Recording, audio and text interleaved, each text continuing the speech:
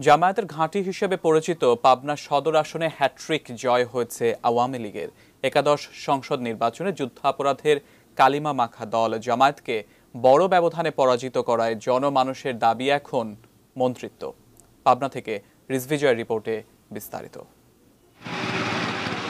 পাবনার নাজিরপুর বিসিক শিল্পনগরী আতাইকুলা সহ সদর উপজেলায় ছড়িয়ে থাকা গণকবরগুলো আজও সাক্ষ্য দেয় পাকিস্তানি হানাদার বাহিনী আর তাদের এদেশীয় দোসর রাজাকার আলবদরদের নির্মমতা। অথচ অগণিত শহীদের রক্তে ভেজা সেই সদর ৫ আসনেই বারবার নির্বাচিত হয়েছে যুদ্ধাপরাধীরা। ২০০৮ সালে জামায়াতের প্রার্থীর বিপরীতে জয় পায় ঐক্যবদ্ধ মুক্তিযুদ্ধের পক্ষের শক্তি। একাদশ সংসদ নির্বাচন পর্যন্ত টানা ৩ বারের বিজয়ের মাধ্যমে যুদ্ধাপরাধীদের হাতে প্রতিনিধিত্ব তুলে দেওয়ার অতীত কলঙ্ক অনেকটাই ঘুচেছে বলে মনে করছেন সচেতন মহল। আমাদের আসলে খুবই আশার কথা যে আমরা দিন দিন যত যাচ্ছি স্বাধীনতা বিরোধীদের ততই প্রত্যাখ্যান করছে, মুক্তিযুদ্ধের বিজয় আরও ফুটে উঠতেছে। গত 10 বছরে দীর্ঘ প্রতীক্ষিত রেলপথ, বিশ্ববিদ্যালয়, মেডিকেল কলেজ সহ ব্যাপক উন্নয়নের পাশাপাশি ছিল না রাজনৈতিক হানাহানিও। উন্নয়ন ও শান্তির এই রাজনীতির প্রতিদান ভোটাররা এবার দিয়েছেন ৩ লাখেরও বেশি ভোটে। একাদশ সংসদ নির্বাচনে ধানের শীষের মোড়কে জামাতের প্রার্থীর জামানত বাজেয়াপ্ত হয়েছে। হ্যাট্রিক বিজয়ে নির্বাচিত জনপ্রতিনিধির মন্ত্রিত্ব তাই সময়ের দাবি। স্বাধীনতা পরবর্তী সময়ে এই পাবনা সদর আসনে কোনো মন্ত্রী নাই।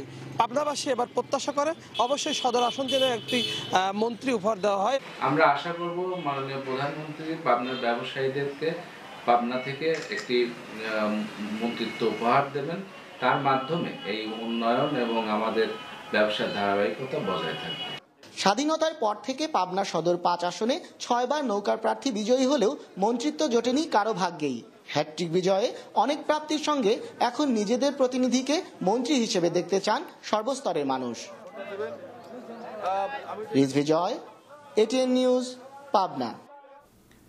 লিভার জটিলতায় আক্রান্ত হয়ে মৃত্যুর সঙ্গে পাঞ্জা লড়ছেন শেরপুর জেলা আওয়ামী লীগের সাবেক সাধারণ সম্পাদক মোজাম্মেল হক। ভারত থেকে চিকিৎসা নিয়ে তিনি চিকিৎসকের পরামর্শে বাড়িতে রয়েছেন।